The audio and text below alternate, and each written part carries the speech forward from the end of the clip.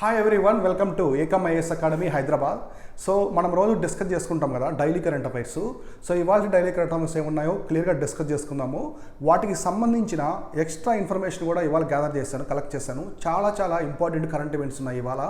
ఇవి మీరు నోట్ చేసుకోండి. డైలీ కరెంట్ అఫైర్స్ చూసిన తర్వాత మీరు నోట్ చేసుకుంటే యూపీఎస్సీ ప్రిలిమ్స్ పర్స్పెక్టివ్లో, అలాగే స్టేట్ పీసెస్ ఉంటాయి కదా మీకు, ఏపీపీఎస్సీ, టీఎస్పీఎస్సీలా, వాటికి కూడా గ్రూప్ 1 లెవెల్లో బాగా యూజ్ అవుతాయి.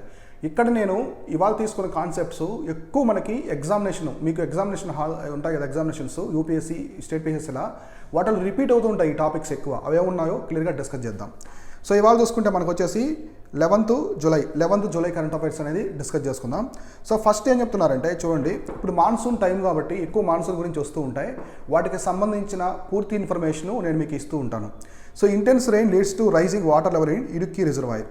సో ఇడుక్కి రిజర్వాయర్లో వాటర్ లెవెల్ అనేది, నీటి మట్టం అనేది పెరిగింది అని చెప్తున్నారు. సో ఇక్కడ కొంచెం చూద్దాం, డేటాని చూద్దాం.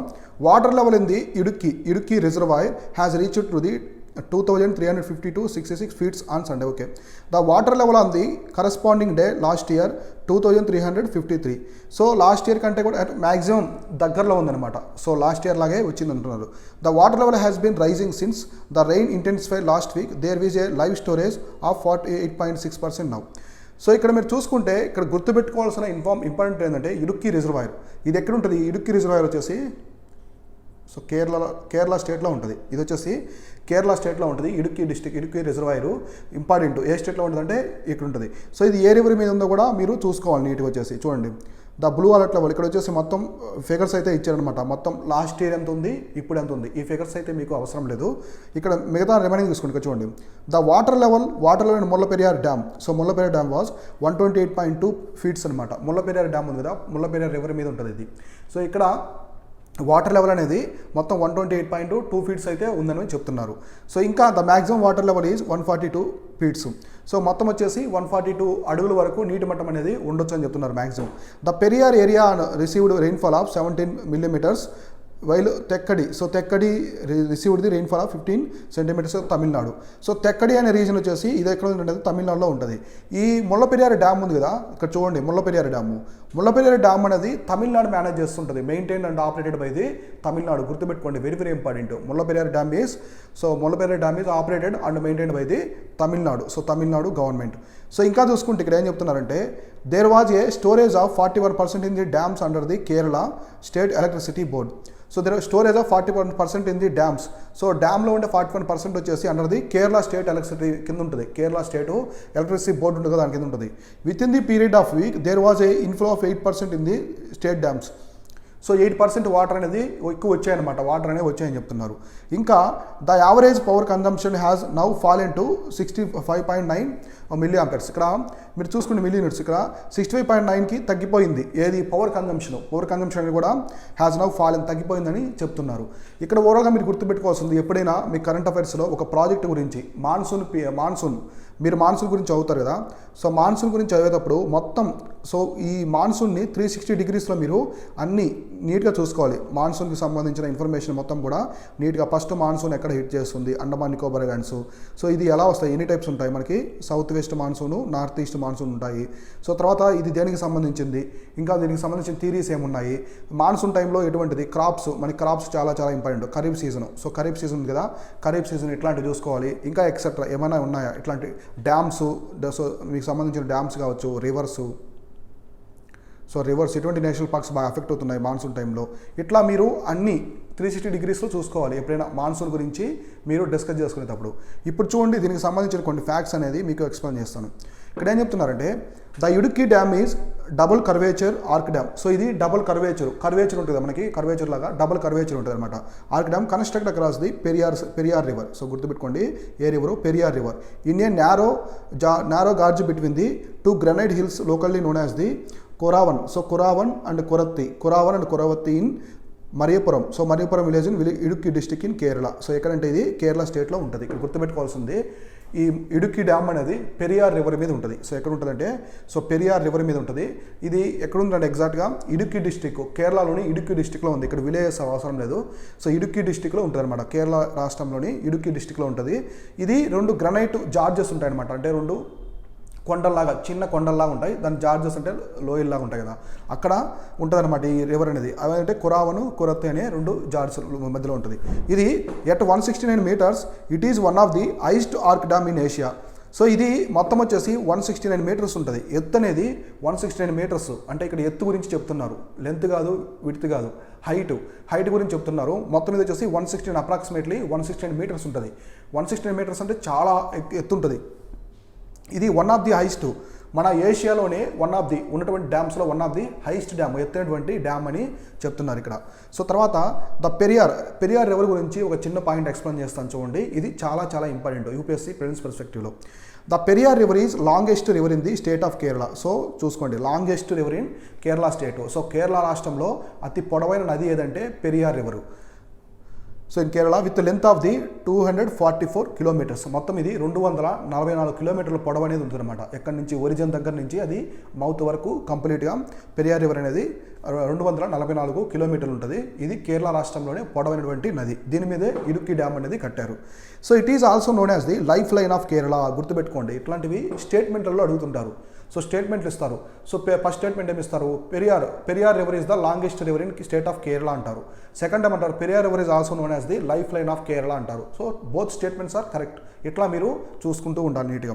So as it one of the few perennial rivers in the state. Perennial rivers అంటే మనకి వాటర్ ఎప్పుడు పారుతూ ఉంటాయి అనమాట. అంటే ఎప్పుడు వర్షం వచ్చినప్పుడు తర్వాత ఎండిపోయి ఉండడం అలా కాకుండా, డ్రై కాకుండా, సో వాటర్ అనేది ఎప్పుడు పారుతూ ఉంటుంది పెరినియల్ రివర్ అంటే.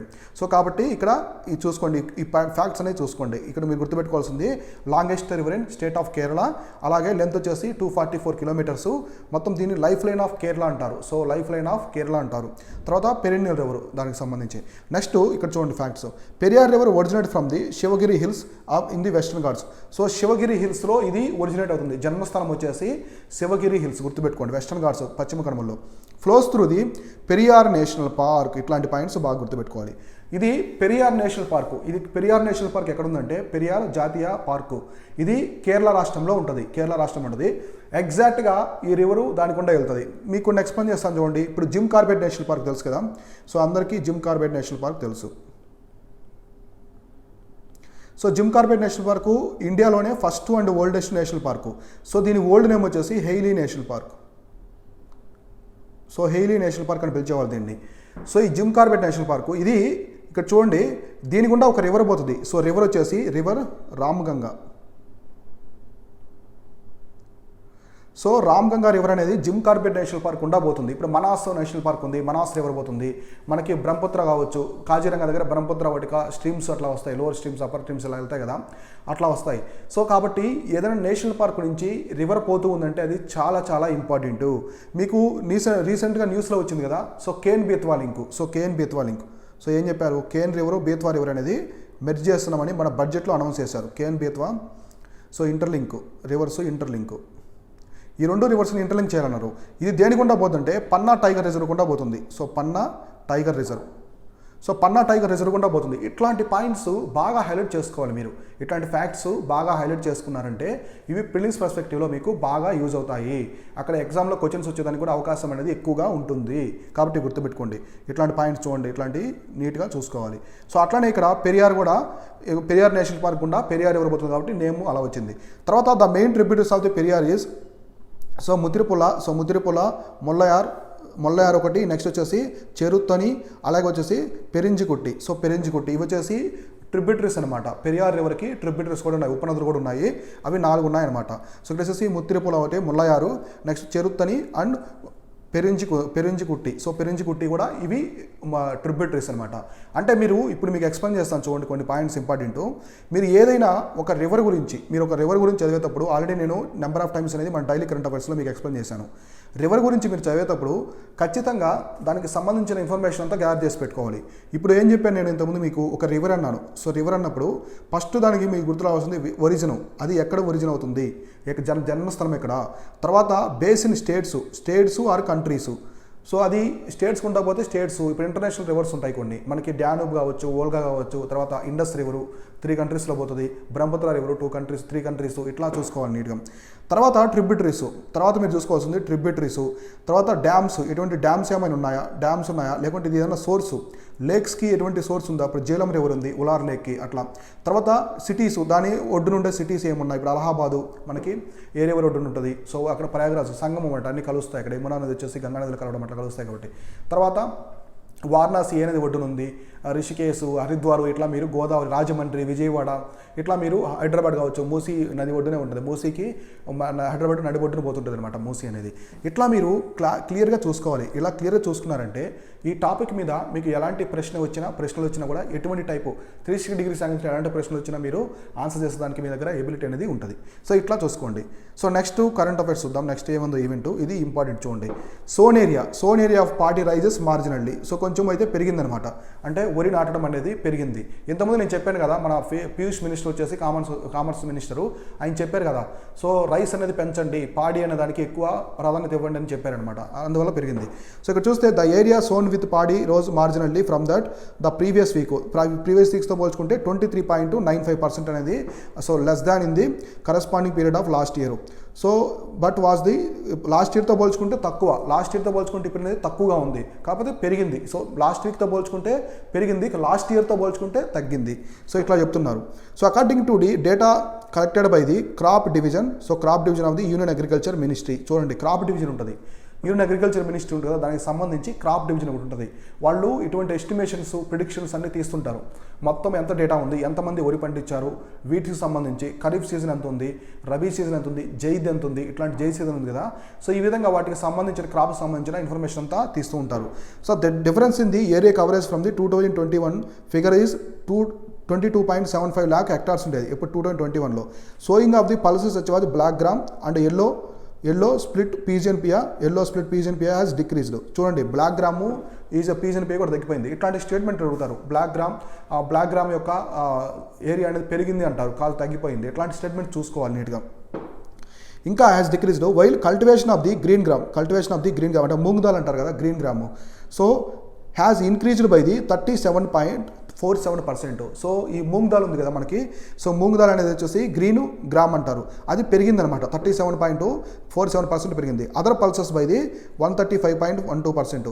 సో రిమైనింగ్ పల్సెస్ మొత్తం వచ్చేసి అయితే పెరిగాయి. ఇక్కడ గుర్తుపెట్టుకోండి పల్సెస్. సో పల్సెస్లో హైయెస్ట్ ప్రొడ్యూసర్ ఏముంది, మధ్యప్రదేశ్. సో గుర్తుపెట్టుకోండి, పల్సెస్లో మధ్యప్రదేశ్ అనేది లార్జెస్ట్ ప్రొడ్యూసరు ఇండియాలోనే. పల్సెస్లో లార్జెస్ట్ ప్రొడ్యూసరు అయినప్పటికీ కూడా మనకి పల్సెస్ సరిపోవు, ఎందుకంటే ఇండియన్స్ పల్సెస్ ఎక్కువగా తింటారు, పప్పు ధాన్యాలు ఎక్కువగా తింటూ ఉంటారు. మనం చూస్తుంటాం కదా, మనకు భోజనంలో కావచ్చు ఎక్కువగా ఫస్ట్ పప్పే ఉంటుంది. సో పప్పు వడ్డించిన తర్వాత రిమైనింగ్ అన్నీ ఉంటాయి. కాబట్టి ఈ పల్సెస్ ఇక్కడే కాదు, ఇండియా వైడ్ కూడా మొత్తం ఎక్కువగా యూజ్ చేస్తుంటారు. కాబట్టి మనము నెట్ కన్జ్యూమర్ అనమాట, అంటే మనకి పండించేదే సరిపోదు. కాబట్టి ఇతర దేశాల నుంచి కూడా మనము పల్సెస్ అనేది చేసుకుంటాం.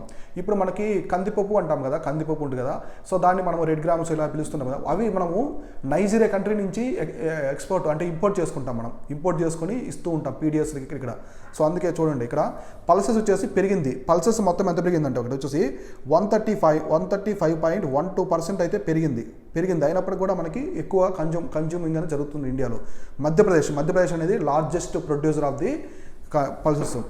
The ministry has been maintaining that it is too clear early suggested decrease in the paddy cultivation. So ministry కూడా ఆల్రెడీ 2 days ముందు చెప్పాను కదా, డిక్రీజ్ అయిందని స్టేట్స్ టైంలో ఖరీఫ్ సీజన్లో. సో ఖరీఫ్ అనగానే మీకు గుర్తు రావాల్సిన పంటలు గుర్తుపెట్టుకోండి. రైస్ అనేది మేజరు ఖరీఫ్ క్రాపు, వీట్ అనేది రబీ క్రాపు. జైద్ సీజన్ ఏముంటాయి, జైద్ అనేది చిన్న సీజను, రబీకి ఖరీఫ్కి మధ్యలో ఉండే చిన్న సీజన్. అక్కడ ఏముంటాయంటే మనకి సమ్మర్లో వస్తుంటాయి కదా, watermelon, muskmelon, cucumber, ఇట్లాంటివి ఉంటాయన్నమాట ఆ టైంలో. సో నెక్స్ట్ ఇక్కడ చూసుకుంటే farmers organisation on the other hand have been claiming that the scarcity of water and fertilisers ఏది forcing farmers to reduce the sowing paddy. So ఇక్కడ farmers ఏం చెప్తున్నారంటే, ఫార్మర్ యూనియన్స్ ఫెర్టిలైజర్స్, ఎరువులు, అలాగే వాటరు, నీరు. So ఎరువులు, వాటర్ అనేది సరైన మోతాదులో లేదు, పండించడానికి సరైన మోతాదులో లేక ఇక్కడ ఏరియాని తగ్గిపోతుందని ఫార్మర్స్ అసోసియేషన్స్ వాళ్ళు చెప్తున్నారు. ఇంకా the decrease area was around 27% area అనేది డిక్రీజ్ అయిపోయింది, ఏది పాడి కల్టివేషన్ రైస్లో. ఇంకా చూసుకుంటే Chhattisgarh sowed the decrease about the 6.1 lakh hectares. Chhattisgarh అనేది చాలా ఎక్కువగా ఉందంట, డిక్రీజ్ అనేది కంపేర్ టు లాస్ట్ ఇయర్ చేసుకుంటే చాలా తక్కువ ఉంది. అట్లనే area in Punjab down by the 4 ఇక్కడ చూడండి కొన్ని స్టేట్స్ గురించి 4.2, 8 lakh. సో మధ్యప్రదేశ్ చూసుకుంటే 4.6 lakh hectares. So Madhya Pradesh showed the most decrease. So ఇక్కడ చూడండి important Madhya Pradesh. So Madhya Pradesh showed the most decrease by the 22.4%. 22.4 lakh hectares. So ఇక్కడ మొత్తం క్వాంటిటీలోని ఇచ్చారు 22.4 lakh hectares. అసలు in the sowing of all kharif crops ఇక్కడ చూడండి మొత్తం ఖరీఫ్ సీజన్లోనే ఆల్ ఖరీఫ్ సీజన్ క్రాప్స్లోనే మధ్యప్రదేశ్ అనేది చాలా తగ్గిపోయిందంట. స్టేట్ వచ్చేసి మధ్యప్రదేశ్, గుర్తుపెట్టుకోండి, చాలా డిగ్రీ అయిపోయింది. అన్నిటికంటే కూడా 22.4 lakh hectares అనేది తగ్గిపోయింది లాస్ట్ ఇయర్తో కంపేర్ చేసుకుంటే. ఇక్కడ గుర్తుపెట్టుకోండి. The Rajasthan increased cultivation by the 25 lakh hectares still right. రాజస్థాన్లో అయితే పెరిగింది, మధ్యప్రదేశ్లో అయితే డౌన్ అయిపోయింది, రాజస్థాన్లో పెరిగింది. ఈ విధంగా క్రాప్ కల్టివేషన్ ఉంది. నెక్స్ట్ ఆయిల్ సీడ్ కల్టివేషన్ గురించి డిస్కస్ చేద్దాం. The decrease in their cultivation is more than 20%. Oil seeds కూడా మనకి ఆయిల్ సీడ్స్ అంటే ఏమొస్తాయి, సోయాబీన్ కావచ్చు, సో ఇంకా మనకి సన్ఫ్లవర్ ఆయిల్, పామ్ ఆయిల్ ఇవన్నీ ఉంటాయి. సో పామ్ ఆయిల్ హైస్ట్ ఏది ఉంది, ఇండోనేషియా. ప్రపంచంలోనే ఇండోనేషియా వచ్చేసి highest producer, palm oil highest producer. మనకి ఇక్కడ వచ్చేసి ఇక్కడ ఇండియాలో ఏది లార్జెస్ట్ ప్రొడ్యూసరు, ఆంధ్రప్రదేశ్ వచ్చేసి పామ్ ఆయిల్. గుర్తుపెట్టుకోండి, చాలా ఇంపార్టెంటు. సో ఫామ్ ఆయిల్లో ప్రపంచంలోనే వచ్చేసి హైయెస్ట్ ప్రొడ్యూసర్ వచ్చేసి ఇండోనేషియా. సో ఇండోనేషియా మనకి ఆంధ్రప్రదేశ్, ఏపీలో మనకి ఇండియాలో వచ్చేసి ఆంధ్రప్రదేశ్, ప్రపంచంలో ఇండోనేషియా. గుర్తుపెట్టుకోండి 2 points. Palm oil. The groundnut and soybean cultivation is down by. చెప్పాను కదా ఆయిల్ సీడ్స్ ఏముంటాయి, groundnut, soybean, sunflower oil కావచ్చు, పామ్ ఆయిల్ అన్నీ ఉంటాయి. సో 1.7% తగ్గిపోయింది. The farmers seems to have prefer to sow sunflower during. చెప్పాను కదా sir, ఎక్కువగా ఖరీఫ్ సీజన్లో వాళ్ళు గ్రౌండ్ నట్టు ఈ సోయాబీన్ తగ్గించి సన్ఫ్లవర్కి ఎక్కువగా అట్టెళ్ళారనమాట, ఆ వైపు వెళ్తున్నారని చెప్తున్నారు. Cultivation increase by 43%. సో ఈ గ్రౌండ్ నట్టు సోయాబీన్ అనేది 18.95% తగ్గిపోతే మొత్తం అందరూ వచ్చేసి ఈ గ్రౌండ్ నట్టు సోయాబీన్ ఆపేసి మొత్తం షిఫ్ట్ అయిపోయారు, ఎటు సన్ఫ్లవర్ ఆయిల్ షిఫ్ట్ అయిపోయారు. ఎందుకంటే సన్ఫ్లవర్ ఆయిల్కి ఒకసారి డిమాండ్ వచ్చింది. ఎందుకు వచ్చింది సన్ఫ్లవర్ ఆయిల్కి డిమాండ్? చూడండి, ఇంటర్నేషనల్ ప్రకారం చూసుకోవాలి ఇది. ఎందుకంటే రష్యాకి ఉక్రెయిన్కి మధ్య యుద్ధం వచ్చింది. మనకి సన్ఫ్లవర్ ఆయిల్, మనకి ఇండియాలో sunflower more than 70% sunflower oil మనము రష్యా, ఉక్రెయిన్ నుంచే ఇంపోర్ట్ చేసుకుంటాం. ఉక్రెయిన్ అక్కడి నుంచి మనం ఇంపోర్ట్ చేసుకుంటాం అనమాట సన్ఫ్లవర్. కాబట్టి అక్కడ వార్ రావడం వల్ల డిమాండ్ పెరిగింది. డిమాండ్ పెరగడం వల్ల రైతులు కూడా ఇట్లా అందరూ సముఖత చూపించారు వీటి మీదకి. సో ఇట్లా next among the coarse cereals ఉంటాయి కదా. సో బాజ్రా కావచ్చు, bajra sown in the increase. Bajra కూడా పెరిగింది, అబౌట్ 79.26% పెరిగింది. While the cultivation of the jowar, ragi, maize, small millets significantly reduced. So మిగతాయి కూడా తగ్గాయి. స్మాల్ మిల్లెట్స్ ఉంటాయి కదా, చిరుధాన్యాలు అంటారు తెలుగులో. స్మాల్ మిల్లెట్స్ అంటే చిరుధాన్యాలు అంటారు. అవేముంటాయంటే మనకి రాగి కావచ్చు, మెయిజ్, మొక్కజొన్న ఇవి ఉంటాయి కదా కొన్ని స్మాల్ మిల్లెట్స్ మిగతాయి. సో రాగి, ఇవి స్మాల్ మిల్లెట్స్ అంటే చిరుధాన్యాలు, ఇవి కూడా బాగా తగ్గిపోయాయని చెప్తున్నారు. ద సెంటర్ ఇక్కడ చూడండి ఏం చెప్తున్నారు. Centre government. The centre has been asking states to encourage the farmers to cultivate paddy citing the global demand for the food grain. చెప్పారు కదా, ప్రపంచంలో ఇన్ఫ్లేషన్ పెరిగిపోయింది. మనకి గ్లోబల్ వైజ్ అన్ని దేశాల్లో ఇన్ఫ్లేషన్ అనేది పెరిగిపోయింది. కొన్ని దేశాలు 100% కూడా దాటిపోయింది. 170-180% పెరిగిపోయింది. టర్కీలో 75% ఉంది. శ్రీలంక క్రైసిస్ చూడండి, food crisis, oil crisis, energy crisis, what ever, కంప్లీట్గా దేశం అంతా క్రైసిస్లో పడిపోయింది. సో ప్రైమ్ మినిస్టర్ రాజీనామా చేస్తున్నారు. ప్రెసిడెంట్ భవనాన్ని ప్రజలందరూ తిరుగుబాటు చేశారు ప్రెసిడెంట్ భవనం మీద. సో ఇట్లా జరుగుతున్న టైంలో మన సెంట్రల్ గవర్నమెంట్ ఏం చెప్తుందంటే ఫుడ్ గ్రెయిన్కి, సో ఆహార ధాన్యాలకి మొత్తం డిమాండ్ పెరిగిపోయింది, బయట డిమాండ్ పెరిగింది. కాబట్టి ప్రతి ఒక్కరూ పాడిని బాగా పండించండి, రైస్ను పండించండి, మనం ఎక్స్పోర్ట్ చేద్దామని చెప్తున్నారు. So asking the increase price of the edible oils due to import dependence has given tough moments for the centre recently. Already ఇప్పుడు ఇందాక చెప్పాను కదా, రష్యా అండ్ ఉక్రెయిన్ వార్ వల్ల ఈ ఆయిల్స్ అనేది పెరిగిపోయింది. మన ఇండియాలో ఎక్కువగా sunflower oil, mustard oil use చేస్తూ ఉంటారు. సన్ఫ్లవర్ ఆయిల్ ఎక్కువగా యూజ్ చేస్తూ ఉంటారు. కానీ అది రష్యా ఉక్రెయిన్ వార్ వల్ల డిమాండ్ అనేది పెరిగింది, సప్లై తగ్గడం వల్ల. కాబట్టి ఒక్కసారిగా ప్రైజెస్ అనేవి పెరిగిపోయాయి. ఇది కొంచెం సెంటర్కి అప్సెట్గా ఉందని ఇక్కడ చెప్తున్నారు. సో ఈ డేటా అంతా మీకు మెయిన్స్ పర్స్పెక్టివ్లో కావచ్చు, ప్రిలిమ్స్ పర్స్పెక్టివ్లో చాలా ఇంపార్టెంట్. ఎందుకంటే ప్రిలిమ్స్లో స్టేట్మెంట్ అడుగుతారు. సో ఏది పెరిగింది, ఏది తగ్గింది అట్లా అడుగుతారు. ఇప్పుడు సన్ఫ్లవర్ పెరిగింది, గ్రౌండ్ నట్, సోయాబీన్ తగ్గింది, ఇట్లా చూసుకోవాలి. సో నేను చెప్పిన ఫ్యాక్ట్స్ ఉన్నాయి కదా, అవి కూడా నీట్గా చూసుకోండి. Next current affairs. ఇది సింపుల్గా ఏంటంటే ఒక విషయం చెప్తాను ఇక్కడ. So IIT Kanpur setting up of the air quality sensors. So IIT Kanpur అనేది ఎయిర్ క్వాలిటీ సెన్సార్స్ని సెటప్ చేసిందని చెప్తున్నారు. ఎయిర్ క్వాలిటీ సెన్సార్స్ అంటే ఇవి మొత్తం డేటా ఇచ్చేస్తాయి, ఎంత పర్సెంటేజ్ ప్రమాదంలో ఉన్నారు, సో ఎటువంటివి ఎక్కువగా ఉన్నాయి, ఎటువంటి ఎలిమెంట్స్ వాయువులు ఎక్కువగా ఉన్నాయి, ఎమిషన్స్ ఎక్కువ ఉన్నాయి, అట్లా నీట్గా డేటా అంతా ఇస్తుంది అనమాట. So bolster the measurement of the air pollution in rural India. Indian Institute of Technology Kanpur is embarking $2.5 million project install the nearly ఇక్కడ చూడండి. సో 1400 యూనిట్స్ యూపీ బీహార్లో 1400 యూనిట్స్ యూపీ బీహార్లో పెట్టారంటే ఇవన్నీ కూడా ఉత్తరప్రదేశ్ బీహార్లో పెట్టారు. సో ఇది expected to be they file that going to head of the could pave away the national network of air quality sensors rural India. So ఇలా పెట్టడం వల్ల మొత్తం వాళ్ళు నీట్గా టర్మ్ చేసుకోవచ్చు. కొన్ని ఫ్యాక్ట్స్ ఇక్కడ చెప్తాను చూడండి. The air pollution in India is largely framed as the urban blight through causes of pollution such as biomass burning. So బయోమాస్ని బర్న్ చేయడం వల్ల, అలాగే reliance on the diesel generators of electricity are sensor. మెయిన్గా air qualities ఇక్కడ ఏం చెప్తున్నారంటే burning of the fossils. So biogas burnings వల్ల. So next diesel vehicles చాలా ఓల్డ్ వెహికల్స్ ఉంటాయి 10 years అట్లా. సో ఢిల్లీలో కూడా సుప్రీంకోర్టు బ్యాన్ చేసింది ఇన్ని ఇయర్స్ తర్వాత వెహికల్స్ని వాడొద్దని, అవి రోడ్ల మీద తీసుకురావద్దని చెప్పారు. అట్లా ఉండడం వల్ల ఎయిర్ పొల్యూషన్ పెరుగుతుంది అని వాళ్ళు చెప్పారనమాట. నెక్స్ట్ ఎన్సీఏపీ ఉంటుంది అనమాట, నేషనల్ క్లీన్ ఎయిర్ ప్రోగ్రామ్ అని ఒక ఆర్గనైజేషన్ ఉంటుంది, ఒక programme national clean air programme. ఇక్కడ నేషనల్ క్లీన్ ఎయిర్ ప్రోగ్రామ్.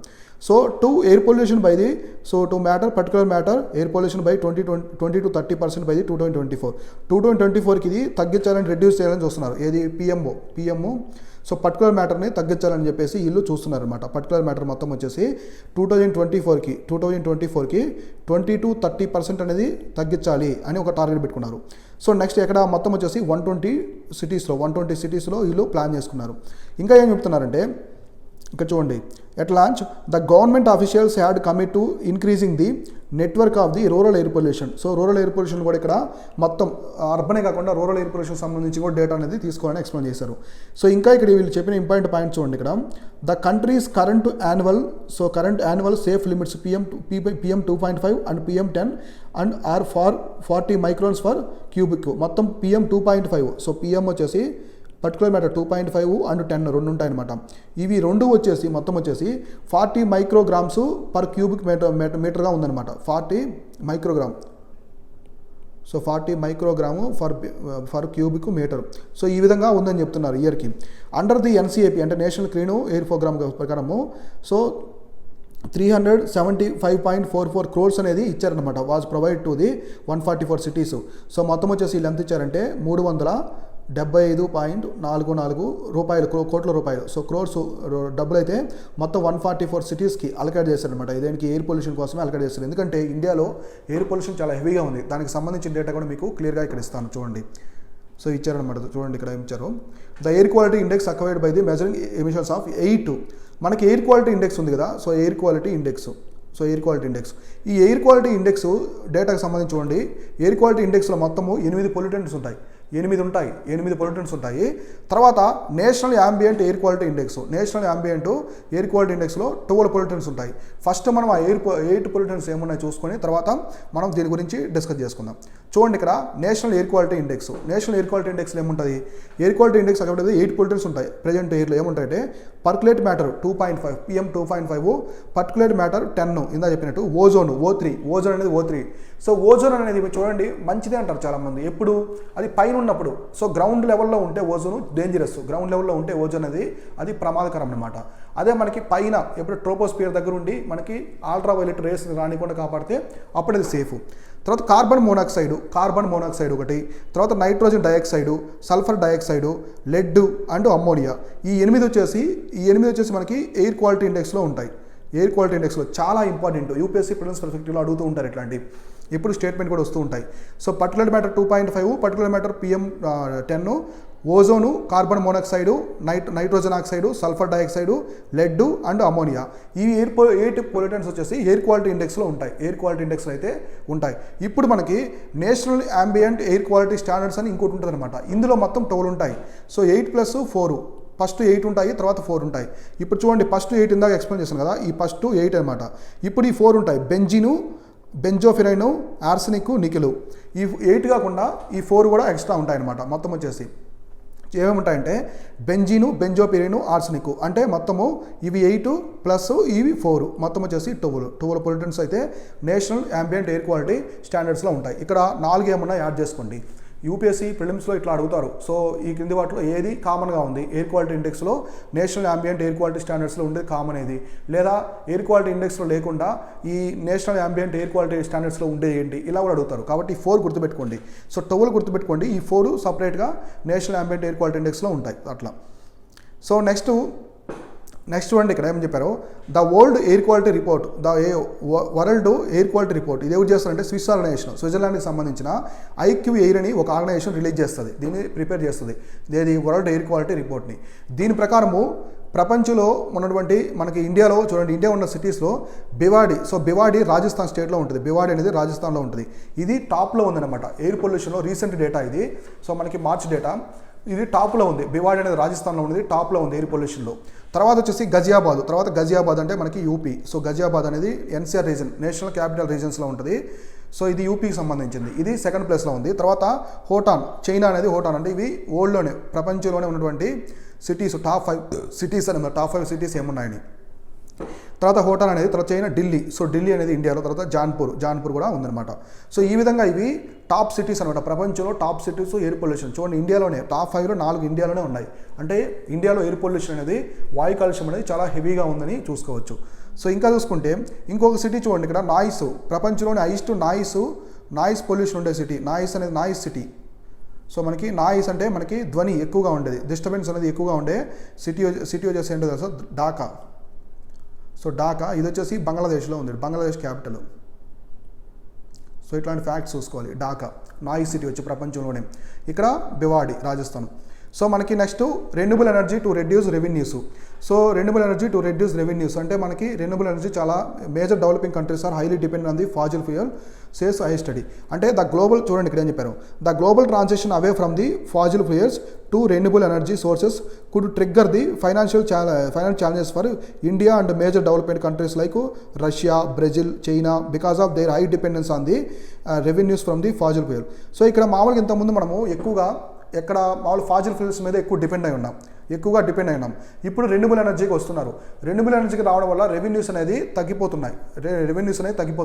ఎందుకంటే వాటికి మంచి మిషనరీ కావాలి, సో ఎక్కువ ఇన్స్టాలేషన్స్ ఉంటాయి, తర్వాత వాటిని మేనేజ్ చేయాలి, నీట్గా ఉంటాయి అనమాట. సో అట్లా కాబట్టి మీకు అర్థమైంది కదా. So according to the study of the international institute of sustainable development IISD. So international institute of sustainable development ఈ ప్రకారం చెప్పింది అనమాట ఈ స్టడీ అనేది. India, so through India is net importer of petroleum products. Net importer అంటే మనకి ఎక్కువగా import చేసుకుంటూ ఉంటాం, ఎక్స్పోర్ట్ కంటే పెట్రోలియం ప్రొడక్ట్స్. ఇట్ ఏం sustainable revenues.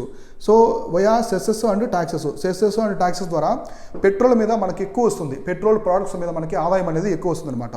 So from the consumption of petrol, diesel and oil. So ఈ విధంగా పెట్రోల్ కన్జంప్షన్ చేయడము, ఈ డీజిల్ కన్జంప్షన్ చేస్తుంటారు ఎక్కువగా ఇండియాలో, మన భారతదేశంలో. సో జనాభా ఎక్కువ కాబట్టి ఎక్కువ వెహికల్స్ యూజ్ చేస్తుంటారు, మిషన్స్ అన్నిటికీ కూడా ఇది కావాలి, పెట్రోలియము, అలాగే డీజిల్, మిగతా ఆయిల్, ఇంజిన్ ఆయిల్ అంటారు కదా అవి. సో కాబట్టి ఇక్కడ ఎక్కువ రెవెన్యూ వస్తుంది, వాళ్ళకి రెవెన్యూ వస్తుంది. ఇప్పుడు ఎలక్ట్రికల్ స్కూటర్స్ వచ్చాయనుకోండి, రెన్యూబుల్ ఎనర్జీ అని చెప్పి ఎలక్ట్రికల్ వెహికల్స్ వస్తే గవర్నమెంట్కి ఆదాయం తగ్గిపోతుంది, అవునా కదా, గవర్నమెంట్కి ఆదాయం తగ్గుతుంది. అది ఇక్కడ చెప్తున్నారు main target. So the study finds that by 2050కి overall fossil fuels revenues Brazil, Russia and Indonesia, India, China could been much as the $570 billion. So మొత్తం వచ్చేసి ఇక్కడ ఏం చెప్తున్నారంటే ఫాజిల్ ఫ్యూయల్స్ మొత్తం ఎంత కవర్ చేస్తుంటే $570 బిలియన్ అనేది కవర్ చేస్తుంది అని చెప్తున్నారు. ఫాజిల్ ఫ్యూయల్ రెవెన్యూస్ ఎలా ఉంటాయంటే 2050 billion, lower than the business as usual scenario where governments fail to pace down fossil fuels enough to the avoid worst climate facts. So చాలామంది ఈ ఫాజిల్ ఫ్యూయల్స్ని తగ్గించడానికి చేసినటువంటి చర్యలు చాలామంది ఫెయిల్ అయిపోయారని ఇక్కడ చెప్తున్నారు. The widest gaps in expected to occur in India $178 billions, చైనాలో వచ్చేసి $140 బిలియన్, రష్యాలో 134 ఉంటాయన్నమాట. గ్యాప్ అనేది ఉంటుందని చెప్తున్నారు వాళ్ళు. తర్వాత public revenues from the fossil fuel production. Public revenues ఏ విధంగా ఉన్నాయి, ఫాజిల్ ఫ్యూయల్స్ ఉంటాయి కదా మనకి, ఇవి క్రూడ్ ఆయిల్ కావచ్చు, పెట్రోలియం, డీజిల్, ఇవి. So oil production and consumption electricity account for the 34% of the general government revenue in Russia, 18% వచ్చి ఇండియాలో ఉంది, 16% వచ్చి ఇండోనేషియాలో ఉంది. ఇది పబ్లిక్ రెవెన్యూస్ ఏ విధంగా ఉన్నాయని. The share standard the 8% in Brazil, 6% in south Africa, 6% south Africa. ఇక్కడ చూడండి ఎక్కువ వచ్చేసి బ్రిక్స్ కంట్రీస్ గురించి చెప్పారు. సో ఇది బ్రిక్స్ కంట్రీస్ గురించే. మనకి బ్రిక్స్ కంట్రీస్ ఏముంటాయి, Brazil, Russia, India, China, South Africa ఉంటాయి బ్రిక్స్లో. సో అట్లా next in to government. Okay, by comparison such revenues from the smaller fraction of the gross domestic product. అంతే కదా, ఇవి గ్రాస్ జీడిపిలో యాడ్ అవుతాయి, జీడిపిలు అనేది యాడ్ అవుతూ ఉంటాయి. Such as from the smaller fractions of the GDP in developed countries. Okay, unreliable erratic fossil fuels revenue streams that IISD reports noted were the unreliable erratic. అంటే overall ఇక్కడ మీకు అర్థమైంది కదా, ఫాజిల్ ఫ్యూయల్స్ నుంచి ఎక్కువ ఆదాయం గవర్నమెంట్కి వస్తాయి. ఈ రెన్యూబుల్ ఎనర్జీని తీసుకురావడం వల్ల రెవెన్యూస్ అనేవి రెడ్యూస్ అవుతాయి, రెవెన్యూస్ అనేవి తగ్గుతాయని కూడా చెప్తున్నారు. కాకపోతే క్లైమేట్ చేంజ్ బాగుంటుంది, అంటే క్లైమేట్ బాగుంటుంది, ఎన్విరాన్మెంట్కి ఎటువంటి హాని లేకుండా ఉంటుందని చూడొచ్చు అనమాట. సో హెల్త్ ఉంటుంది, పొల్యూషన్, ఎయిర్ పొల్యూషన్ వల్ల damage from the climate change వల్ల డ్యామేజెస్ ఉంటాయి, హెల్త్ ఇష్యూస్ అవన్నీ కూడా ఉంటాయన్నమాట. సో ఇది ఇవాళ డైలీ కరెంట్ అఫైర్స్. ఇప్పుడు మనము ప్రతిరోజు మనం 5 క్వశ్చన్స్ అనేది డిస్కస్ చేస్తాం కదా, ప్రిలిమినరీకి సంబంధించిన క్వశ్చన్స్ అనేది, ప్రిలిమ్స్కి సంబంధించి 5 క్వశ్చన్స్ చేస్తాం కదా. ఇవాళ క్వశ్చన్స్ ఏమన్నాయి క్లియర్గా చూద్దాం. So which of the project built on the Godavari river? So Godavari నది పైన ఈ క్రింది వాటిలో ఏ ప్రాజెక్ట్ నిర్మించారని అడుగుతున్నారు. So Almatti, Tehri, Nagarjuna Sagar, none of the above. Almatti దేని మీద ఉంది? సో ఆల్మట్టి వచ్చి కర్ణాటకలో ఉంటుంది, కృష్ణా రివర్ మీద ఉంది. సో కృష్ణా రివర్ మీద కర్ణాటకలో ఉంటుంది. సో తెహ్రీ డ్యామ్ దేని మీద ఉంది? భగీరథి రివర్ మీద ఉంది. సో భగీరథి రివర్ మీద యూకే అంటే యునైటెడ్ కింగ్డమ్ కాదు, ఉత్తరాఖండ్లో ఉంది. నాగార్జున సాగర్ ఎక్కడ ఉంది? కృష్ణా రివర్ మీద ఉంది. సో కృష్ణా రివర్ మీద తెలంగాణలో ఉంది. కాబట్టి ఇక్కడ none of the above answer వచ్చేసి నన్ ఆఫ్ ది అబోవ్. ఇక్కడ ఉన్నటువంటి ఏ ప్రాజెక్ట్ కూడా గోదావరి రివర్ మీద అయితే లేదు. ఇక్కడ చూడండి, ఇట్లా క్లియర్గా చూసుకోవాలి. వాళ్ళు ఇచ్చిన ఆప్షన్స్లో ఏవి ఎక్కడ ఉన్నాయో కూడా మీకు తెలియాలి. అప్పుడే మీరు స్మార్ట్గా ఆలోచిస్తున్నట్టు ఉంటుంది. తర్వాత which of the following biosphere reserve ఈ లొకేటెడ్ ఇన్ ఉత్తరాఖండ్? సో ఉత్తరాఖండ్లో ఏ బయోస్ఫియర్ రిజర్వ్ ఉందని అడుగుతున్నారు. సో పన్నా బయోస్ఫియర్ రిజర్వ్ ఎక్కడ ఉంది? మధ్యప్రదేశ్లో ఉంది. నౌకరికి ఎక్కడ ఉంది? నౌకరికి వచ్చేసి మేఘాలయ. సో మేఘాలయ ఉంది. కాంచన్జంగా ఎక్కడ ఉంది? సిక్కింలో ఉంది. నందాదేవ్ వచ్చేసి యూకేలో ఉంది. సో ఉత్తరాఖండ్లో ఉంది. కాబట్టి ఆన్సర్ వచ్చేసి ఉత్తరాఖండ్. ఈ బయోస్ఫియర్ రిజర్వ్స్ చాలా ఇంపార్టెంట్. సో ఇక్కడ చూడండి, ఈ బయోస్ఫియర్ రిజర్వ్స్ కొన్ని వరల్డ్ హెరిటేజ్ సైట్స్ ఉంటాయి. ఇది వరల్డ్ హెరిటేజ్ సైట్లో ఉంది. సో నెక్స్ట్ ఇది వరల్డ్ హెరిటేజ్ సైట్లో ఉంది. కొన్ని వరల్డ్ హెరిటేజ్ సైట్కి సంబంధించి యునెస్కోకి సంబంధించిన మ్యాప్ లిస్ట్లో కూడా ఉంటాయి. ఆ మ్యాప్ లిస్ట్లో ఉండే కూడా చూసుకోవాలి నీట్గా. సో ఈ విధంగా నీట్గా చూసుకోండి. నందాదేవి, కాంచన్జంగా అయితే ఉన్నాయన్నమాట. మనకి కాంచన్జంగా అనేది మిక్స్డ్ సైట్ అట్లా చూసుకోండి. ఇండియాలో first mixed site. Next third question ఏమి ఇచ్చారంటే which of the following tribe is native to Nilgiri hills of India? So Nilgiri hills ఉన్నాయి. నీలగిరి హిల్స్ ట్రై జంక్షన్ ఏ స్టేట్స్లో ఉంటాయి? కర్ణాటక, తమిళనాడు అండ్ కేరళ. కర్ణాటక, తమిళనాడు, కేరళలో ఇది ఒక ట్రై జంక్షన్లా ఉంటాయి. ఇట్లా ట్రై జంక్షన్ ఉంటాయి అనమాట. సో ఇది కర్ణాటక, తమిళనాడు, కేరళ ఇట్లా ఉంటాయి. సో ట్రై జంక్షన్లో ఉంటాయి. ఇక్కడ ట్రైబ్స్ ఉంది, ఏది నేటివ్ ట్రైబ్ అని అడుగుతున్నారు. సో బిల్స్ ఎక్కడ ఉంటారు? రాజస్థాను, మధ్యప్రదేశ్ స్టేట్లో ఉంటారు. ముండాసు జార్ఖండ్ అండ్ మధ్యప్రదేశ్ స్టేట్లో ఉంటారు. సో ఇరులా వచ్చేసి మనకి నీలగిరి హిల్స్లో ఉంటారు. సో కాబట్టి ఆన్సర్ వచ్చేసి ఇరులా. సో ఇరులా ట్రైబ్ వచ్చేసి ఎక్కడ ఉంటారంటే మీకు ఇరులా ట్రైబ్ వచ్చి ఇక్కడ ఉంటారు. ఎక్కడ కంప్లీట్గా మనకి ఇక్కడ నీలగిరి హిల్స్లో ఉంటారనమాట. సో ఇది ఒకటి ఇంపార్టెంట్. సో నెక్స్ట్ ఇక్కడ చూడండి కొన్ని టర్మ్స్ మనకి న్యూస్లో వస్తూ ఉంటాయి. టర్మ్స్ ఒడేసా, కార్క్యూ, మ్యారిపోల్ చాలామంది తెలిసే ఉంటుంది. ఇవి ఏంటి అని అడుగుతున్నారు న్యూస్లో. New plant spices wrong, reverse wrong, cities ఇవి వచ్చేసి శాటిలైట్స్ కూడా కాదు. కాబట్టి సిటీస్ ఎక్కడ ఉన్నాయి? ఇవన్నీ కూడా ఈ 3 సిటీస్ కూడా ఎక్కడ ఉన్నాయంటే ఉక్రెయిన్లో ఉన్నాయి. ఉక్రెయిన్ సిటీసు ఇవి వచ్చేసి ఉక్రెయిన్ దేశంలో ఉన్నటువంటి సిటీస్ కంప్లీట్గా ఈ ఉక్రెయిన్లో ఉంటాయి. సో కాబట్టి ఇప్పుడు రష్యా దాడి చేస్తుంది కాబట్టి, ఉక్రెయిన్ మీద యుద్ధం ప్రకటించింది కాబట్టి రష్యా ఉక్రెయిన్కి సంబంధించిన ప్రతి ఒక్కటి క్లియర్గా చూసుకోండి. బ్లాక్ సీ ఆల్రెడీ నేను మన కరెంట్ ఈవెంట్స్లో అన్ని కవర్ చేశాను. బ్లాక్ సీకి సంబంధించిన డేటా, బోర్డరింగ్ కంట్రీస్ ఏమున్నాయి, సో రష్యాకి ఉక్రెయిన్కి సంబంధించి చాలా డేటా కూడా నేను ఎక్స్ప్లెయిన్ చేశాను. అవి కూడా డైలీ కరెంట్ అఫైర్స్ ఫాలో అవుతూ ఉండండి. సో ఫైనల్ క్వశ్చన్ ఏముందండి ఇక్కడ? సో చూడండి, ఇక్కడ కూడా Pakke tiger reserve is located in the Arunachal Pradesh. So Pakke tiger reserve ఎక్కడ ఉంటుంది? అరుణాచల్ ప్రదేశ్లో ఉంటుంది. సో ఇది రైట్. సో లోక్తాక్ లేక్ అనేది చాలా ఇంపార్టెంట్. ఇది వచ్చేసి రామ్సార్ సైట్ కూడా. Loktak lake is located in state of Manipur. So right. So 2 కరెక్టే, బోత్ కరెక్ట్. ఇక్కడ గుర్తుపెట్టుకోండి, పక్కే టైగర్ రిజర్వ్ కావచ్చు. ఇంకా ఏమంటే అరుణాచల్ ప్రదేశ్లో నామ్దాఫా. సో నామ్దాఫా నేషనల్ పార్క్ కూడా ఇక్కడే ఉంటుంది. సో స్టేట్ బర్డ్ ఏది? హార్న్బిల్. సో హార్న్బిల్ బర్డ్ వచ్చేసి స్టేట్ బర్డ్. ఇది వచ్చేసి స్టేట్ బర్డ్ అరుణాచల్ ప్రదేశ్కి. కేరళకు కూడా స్టేట్ బర్డ్ హార్న్బిల్. గుర్తుపెట్టుకోండి, కేరళకు కూడా స్టేట్ బర్డ్ వచ్చేసి హార్న్బిల్ బర్డే. హార్న్బిల్ ఫెస్టివల్ వేరు. హార్న్బిల్ ఫెస్టివల్ వచ్చి నాగాలాండ్లో చేస్తారు. ఇది స్టేట్ బర్డ్. కేరళకి, అరుణాచల్ ప్రదేశ్కి హార్న్బిల్ అనేది స్టేట్ బర్డ్. నామ్దాఫా నేషనల్ పార్క్ కూడా అరుణాచల్ ప్రదేశ్లో ఉంటుంది. ఇట్లా నీట్గా చూసుకోండి. లోక్తాక్ లేక్ మణిపూర్లో ఉంటుంది. సో లోక్తాక్ లేక్ మీద ఇక్కడ కైబుల్ లంజావో ఒక నేషనల్ పార్క్ ఉంటుంది. చాలాసార్లు మన కరెంట్ ఈవెంట్స్లో కూడా Keibul లంజావో. So Keibul లంజావో national park ఉంటుంది. ఇది ప్రపంచంలోనే only floating national park. Already నేను ఎక్స్ప్లెయిన్ చేశాను. Only floating national park in the world. So ప్రపంచంలోనే ఓన్లీ నేషనల్ పార్క్ అంటే మనకి తేలియాడే నేషనల్ పార్క్ ఇది ఒకటే. ఇక్కడ అవి తేలియాడుతూ ఉంటాయి కదా, తేలియాడేటప్పుడు కొన్ని అంటే మనకి చిన్న తామరాకుల్లాగా ఒక నేలలాగా మట్టిలాగా పోతూ ఉంటాయి మార్గానికి మ్యాటరు. దాన్ని ఏమంటారంటే పుమిడీస్ అంటారు. ఇవన్నీ యూపీఎస్లో అడిగారు ఇంతకుముందు. సో పుమిడీస్ అంటారు, ఆర్గానిక్ మ్యాటరు దాన్ని మొత్తం తేలియాడుతూ ఉంటుంది కదా, మట్టిలాగా తేలియాడుతూ ఉంటుంది కదా, దాన్ని వచ్చేసి పుమిడీస్ అంటారు. ఇంపార్టెంట్. ఇక్కడ ఇంపార్టెంట్ ఎనిమల్ వచ్చేసి dancing deer. So dancing deer అంటారు. ఈ డీర్ వచ్చేసి సాంఘాయి డీర్. సో సాంఘాయి డీర్ని డాన్సింగ్ డీర్ అంటారు. ఇవన్నీ కూడా ఇక్కడే ఉంటాయి, లోక్తాక్ లేక్లో ఉంటాయి. ఈ లోక్తాక్ లేకు నార్త్ ఈస్ట్లోనే లార్జెస్ట్ ఫ్రెష్ వాటర్ లేకు, గుర్తుపెట్టుకోండి. లార్జెస్ట్, ఈ ఫ్యాక్ట్స్ని చూసుకోవాలి. Largest fresh water lake. So largest fresh water lake. ఈ విధంగా మీరు ఫ్యాక్ట్స్ మొత్తం క్లియర్ కట్గా చూసుకోవాలి లోక్తాక్ లేక్ సంబంధించి. చూడండి ఎన్ని ఫ్యాక్ట్స్ వచ్చాయో, వీటిలో ఏది అడిగినా కూడా మీరు ఇప్పుడు ఆన్సర్ చేయగలరు. కైబుల్ లంజౌ నేషనల్ పార్క్ ఎక్కడ ఉందంటే మణిపూర్లో ఉంది. సో పుమిడీస్ అంటే ఏంటి, the only floating national park అంటే ఇదిలో మన కైబుల్ లంజౌ నేషనల్ పార్క్. సాంఘాయి డీర్ ఎక్కడ ఫేమస్, ఇట్లాంటివన్నీ నీట్గా క్లియర్ కట్గా చూసుకోవాలి. సో ఈ విధంగా ఇవి వచ్చేసి కంప్లీట్గా డైలీ కరెంట్ అఫైర్స్, మనము రోజు డిస్కస్ చేసుకునే డైలీ కరెంట్ అఫైర్స్. ఇలానే ప్రతిరోజు డైలీ కరెంట్ అఫైర్స్కి సంబంధించిన బ్యాక్గ్రౌండ్ డేటా కావచ్చు, ప్రెజెంట్ జరుగుతున్న డేటా, ప్రిడిక్షన్స్, హిస్టరీ, ఎస్టిమేషన్స్ ఏమున్నాయి, నెక్స్ట్ సబ్మిట్స్ ఏముంటాయి, ఇలా ప్రతిదీ మనము ప్రిలిమ్స్ అండ్ మెయిన్స్ పర్స్పెక్టివ్లో ఎక్స్ప్లెయిన్ చేసుకుంటాం. ఈ డేటా ఉంది కదా, ఈ డేటా ఈ కొన్ని ఫ్యాక్ట్స్ ఉన్నాయి, జీడిపికి సంబంధించినవి, ఎకనామీకి సంబంధించినవి. సో క్రాప్స్ ఎంత తగ్గిపోయాయి, ఏ క్రాప్ పెరిగింది, ఇట్లాంటివి చాలా ఇంపార్టెంట్. ఎందుకంటే ముఖ్యమైనవి కీ పాయింట్స్ అడుగుతూ ఉంటారు యూపీఎస్సీ ప్రిలిమ్స్లో, అలాగే గ్రూప్ 1 ఉంది కదా మీకు స్టేట్ పీసెస్లో. కాబట్టి ఇవన్నీ డైలీ కరెంట్ అఫైర్స్, మన డైలీ కరెంట్ అఫైర్స్ ఫాలో అవుతానండి, మీకు చాలా అవగాహన వస్తుంది. నేను బ్యాక్గ్రౌండ్ డేటా కూడా ఇస్తాను కాబట్టి మీకు పూర్తిగా ఎక్స్ప్లెయిన్ చేస్తాను. అంటే ఒక టాపిక్ వచ్చినప్పుడు మీకు ఆ టాపిక్ మీద ఎలాంటి డౌట్ రాకుండా కంప్లీట్ డేటా అనేది ఇస్తాను. అలా ఇవ్వడం వల్ల మీకు ఆ టాపిక్ మీద క్లారిటీగా ఉంటారు. రేపు ఎగ్జామినేషన్లో మీకు అటువంటి క్వశ్చన్స్ వచ్చినప్పుడు ఆ టాపిక్ నుంచి మీరు క్లారిటీతో ఆన్సర్ అనేది చేస్తారు. ఆ క్లారిటీ కోసం క్లియర్ కట్గా నేను ఇస్తాను అనమాట. జస్ట్ కరెంట్ అఫైర్స్ చేయకుండా మొత్తం బ్యాక్గ్రౌండ్ డేటా కానీ మొత్తం ఆ టాపిక్కి సంబంధించిన పూర్తి సమాచారం అంతా మీకు ఇస్తాను. సో ఇవి వచ్చేసి ఇవాళ daily current affairs. Thank you all.